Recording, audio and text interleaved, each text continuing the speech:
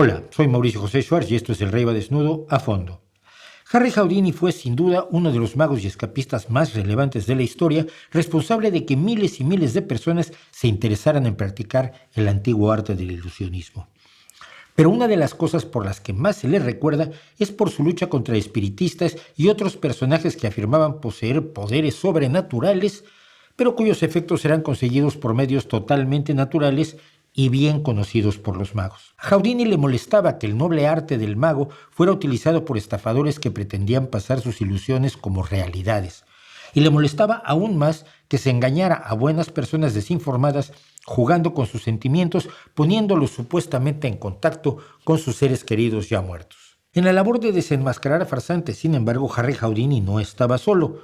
Contaba con un equipo de hasta 20 investigadores privados que hacían el trabajo preliminar, recopilaban datos, visitaban a los médiums fingiendo que querían hablar con sus seres queridos muertos, detectaban los fraudes y le reportaban al mago todos los detalles para después exhibirlos vergonzosamente, incluso invitándolos a ir a las presentaciones de Houdini para ponerlos en evidencia. El equipo de investigadores tenía una figura que destacaba por encima de los demás, una mujer que sería llamada The Rev, la reverenda, la espía de los espíritus, la agente preferida de lo que Houdini llamaba su propio servicio secreto, Rose Mackenberg, que fue además continuadora de la labor de desenmascaramiento a la muerte del mago y durante décadas.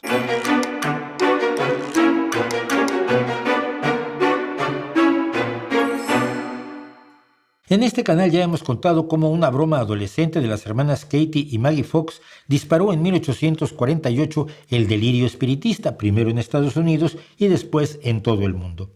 Los médiums espiritistas se presentaban precisamente como mediadores entre este mundo y el más allá, donde hablaban los espíritus de las personas fallecidas. Ellos, como portales dimensionales humanos, podían transmitir mensajes desde esta realidad al mundo sobrenatural y de vuelta. Todo, por supuesto, por una pequeña cuota. Las creencias espiritistas daban sobre todo esperanzas a quienes sufrían de manera intensa por la muerte de un ser querido, y los médiums rápidamente desarrollaron técnicas para explotar esos sentimientos, fingiendo hablar con los muertos y lograr la parte más difícil del acto, que los muertos les respondieran, técnicas que por cierto hoy la psicología ha estudiado y demostrado en detalle. A las palabras dichas por los muertos, los médiums fueron añadiendo elementos a su acto, como hacer sonar panderetas o campanas o tocar instrumentos musicales, rozar fugazmente a los asistentes a las sesiones espiritistas, producir una materia ultraterrena llamada ectoplasma, que generalmente era gasa, hacer aparecer a los propios muertos en sus gabinetes y otros aparentes prodigios que les permitían impresionar a sus clientes y aumentar la pequeña cuota por sus servicios de mensajería interdimensional hasta convertirla a veces en una gran fortuna. Cuando hoy vemos fotografías de algunos actos espiritistas, nos pueden parecer burdas y hasta ridículas, como esta de la famosa medium Eva Carrier o Eva C., con un recorte en cartulina de una foto del rey Ferdinando de Bulgaria, que ella aseguraba que era su espíritu guía, el brahman hindú, hombre, llamado Bien Boa, que en ocasiones era interpretado también por uno de sus cómplices, dotado con barba falsa. Pero la gente creía en ellos, porque quería creer en ellos, necesitaba hacerlo para paliar su dolor. Ahora imagínese cómo se veía todo esto a ojos de Houdini, quien se había especializado en el amable engaño de la magia de escenario, del ilusionismo. Alguien que, como decía James, el asombroso Randi, uno de los grandes seguidores de Houdini, no es un mago, pero hace el papel de mago en el escenario.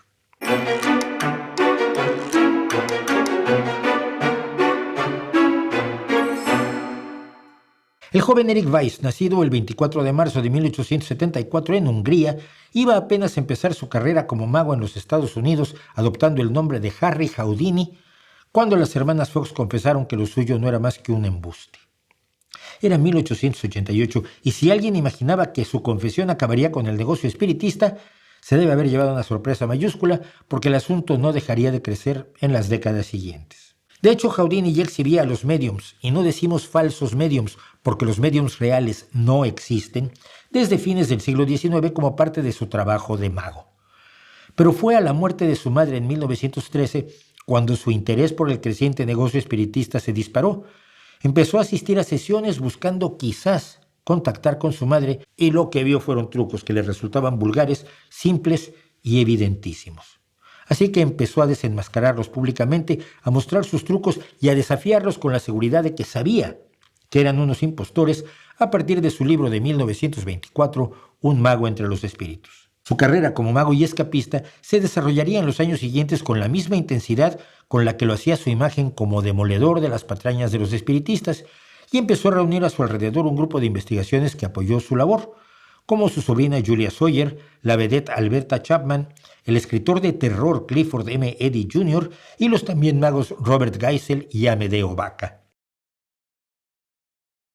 Como dato poco conocido, por cierto, el influyente escritor Howard Phillips Lovecraft, buen amigo de Houdini y a quien Houdini ayudó con frecuencia, estuvo a punto de ser reclutado para ese secreto grupo de detectives del más allá. Y fue así que en 1925, una mujer llamada Rose Mackenberg se acercó a Houdini para pedirle ayuda en un caso detectivesco de verdad, ya que ella, gracias a sus habilidades, había pasado de ser una sencilla secretaria taquígrafa en un bufete de abogados a trabajar como investigadora privada en Nueva York. El caso que se le había encargado a Rose era el de un banquero que había solicitado consejo de una médium para decidir sobre una cuantiosa inversión en bolsa. La médium trasladó el consejo que le dictaban los supuestos espíritus y le dijo que invirtiera los fondos del banco en unas acciones que resultó que carecían totalmente de valor.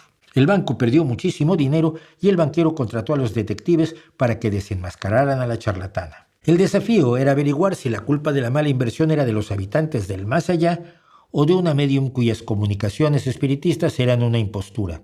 ¿Y quién sabía más de médiums impostores que Harry Houdini? Nadie. Así que Mackenberg fue a consultar al mago, quien la ayudó a que la médium fuera, finalmente, procesada y condenada.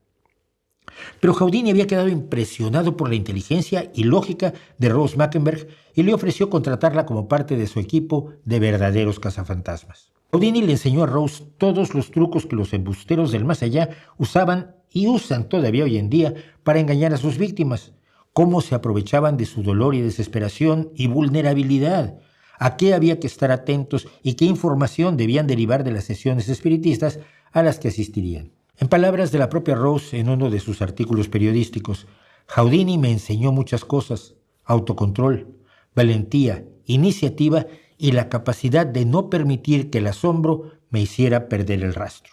Rose Mackenberg había nacido el 10 de julio de 1892 en Brooklyn, hija de dos inmigrantes rusos, Louis y Anna Mackenberg, y como ella misma lo decía, creía en los espíritus y creía en la posibilidad de comunicarse con ellos. Pero su aguda inteligencia le impedía dejarse embaucar por trucos evidentes y lo que ella exigieran pruebas sólidas, pruebas contundentes. Quizás eso ayudó a que su labor fuera tan acuciosa y profesional, tanto que pronto fue la cabeza del grupo de detectives privados de Houdini.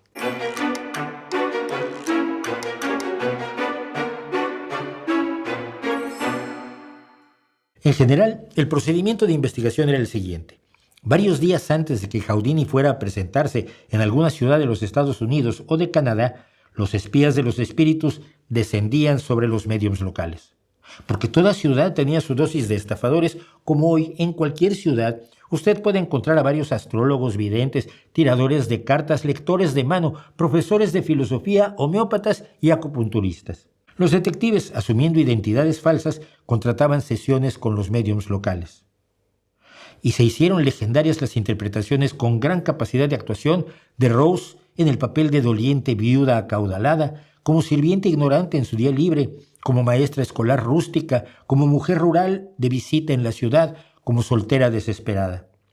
A veces llegaba la médium fingiendo llevar encima un par de copas de más, lo que ayudaba a que los médiums fueran más descuidados, o bien llevaba un auricular para paliar una sordera fingida. Pero sus personajes no eran fortuitos, eran producto de la observación que hacía de las mujeres que solían asistir a sesiones y pagar desde pequeñas cuotas hasta verdaderas fortunas por escuchar o ver lo que los sacacuartos ofrecían.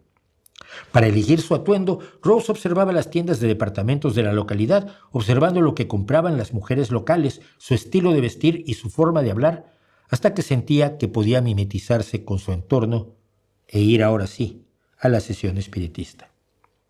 Sus detallados informes, según cuenta la revista especializada de Historia de los Estados Unidos, han sido estudiados en instituciones científicas y exhibidos en museos, pues describen detalladamente cómo los médiums manipulaban a sus víctimas, cómo las siguen manipulando. Un caso que relataba el New York Times lo ejemplifica. Ese mismo año de 1925, Mackenberg fue a Indianápolis a consultar a un famoso medium llamado Charles González o González o Gonzilas, que se había presentado en una carta furibunda que le envió a Houdini como uno de los líderes del espiritismo en los Estados Unidos.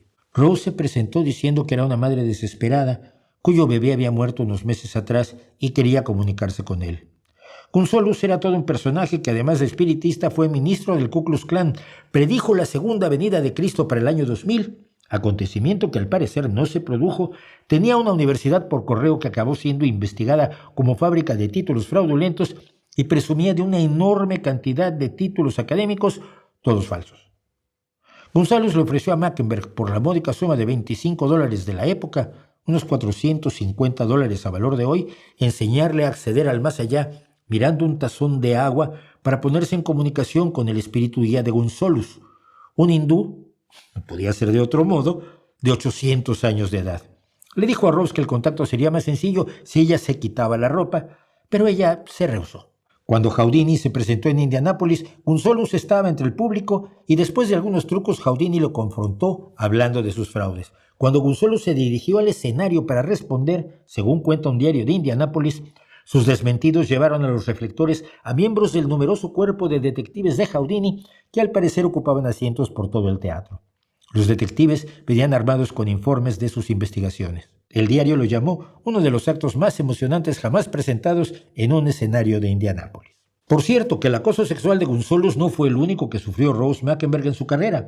Al contrario, sus informes están pletóricos de intentos de abusos sexuales de los que consiguió escurrirse, confirmando la máxima de que los estafadores espirituales, gurús, médiums y demás ralea buscan esencialmente tres cosas: dinero, sexo y admiración, y tratan de obtenerlas por medios deshonestos. El negocio del espiritismo era floreciente y rentable. Según escribió el investigador Julian Proskauer en 1932, por entonces caían cada año en los engaños espiritistas unos 30 millones de personas solo en los Estados Unidos, lo que representaba ingresos para la industria de los camelos por $125 millones de la época, más de 2.150 millones de hoy. Afectar un negocio tan grande no solo atrae aplausos, sino también atrae la furia y el ansia de venganza de quienes pierden dinero. Por ello, se dice que Houdini solía llevar consigo un arma, una pequeña pistola Derringer, y le recomendó a Mackenberg que hiciera lo mismo, pero ella siempre rechazó la idea.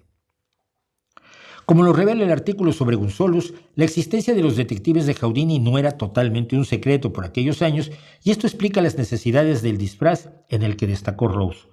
Su habilidad era adoptar un aspecto tan normal, tan promedio, tan vulnerable, que resultaba invisible, poco digna de mayor escrutinio y por lo tanto presa ideal para los timadores del otro mundo.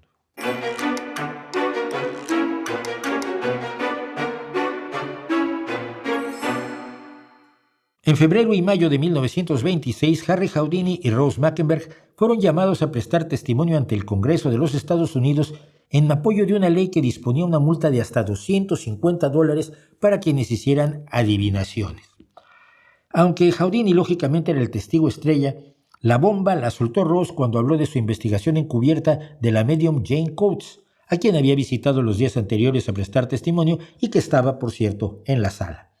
Ante el escándalo de los presentes, Rose reveló que la propia medium le había dicho confidencialmente que la ley no iba a ser aprobada, porque ella, entre sus clientes, tenía a 4 senadores, además de que se llevaban a cabo sesiones espiritistas en la propia Casa Blanca, con la participación del presidente Coolidge y su familia. Mackenberg dio los nombres de los senadores Capper, Watson, Deal y Fletcher, y tanto la medium como los senadores reaccionaron con enérgicas protestas, intercambiando acusaciones con Houdini y su gente, incluida por supuesto Rose. El generalmente muy sobrio New York Times resumió: la sesión de hoy fue inusualmente desordenada y ha estado a punto de acabar en una pelea a puñetazos.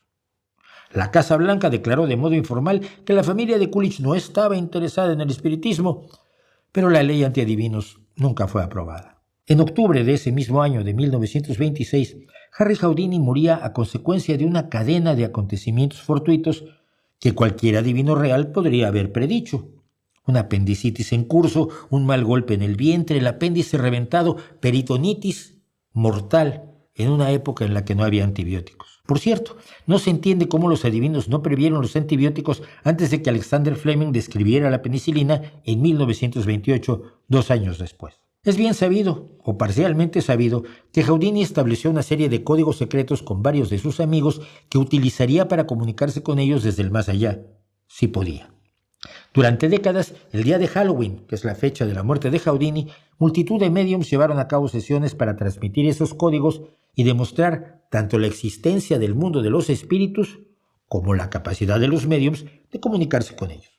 Una de las seleccionadas fue Rose Mackenberg, quien declaró años después que el mensaje jamás se había producido.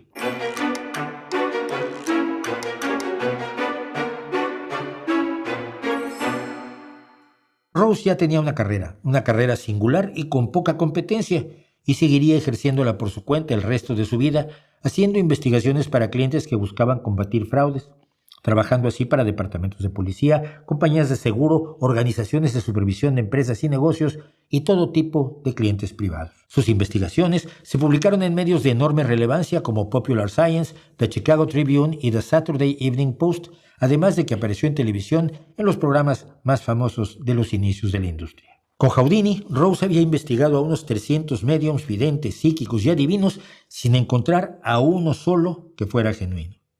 Había entrado en tantas organizaciones espiritistas y se había ordenado como ministra en al menos 6 iglesias espiritistas, pagando de $5 a $25, que sus compañeros detectives sobrenaturales empezaron a llamarla precisamente The Rev, la reverenda. Rose seguiría desenmascarando a otros chapuceros hasta sumar a unos 1000, todos los cuales, por supuesto, cobraban su cuota por la llamada de larga distancia al reino de los fallecidos.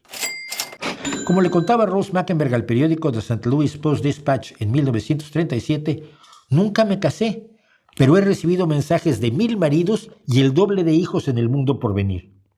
Invariablemente me decían que eran felices donde estaban, lo que no me resultaba del todo halagüeño. Otro ejemplo de su agudeza y relevancia se produjo en la década de 1930, cuando visitó al medium Herman E. Parker disfrazada como una muy acaudalada reciente viuda llamada Rosalind Richards, que deseaba comunicarse con su supuesto difunto esposo. A cambio de solo $1, Parker le dijo rápidamente que se había comunicado con el marido, que el marido está muy feliz en el más allá, pero que le echaba de menos y que se tenía que ir. El marido.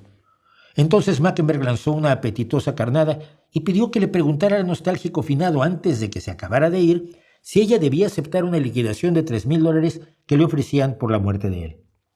Parker de pronto se mostró interesado de manera que ella misma llamó en su informe cómica.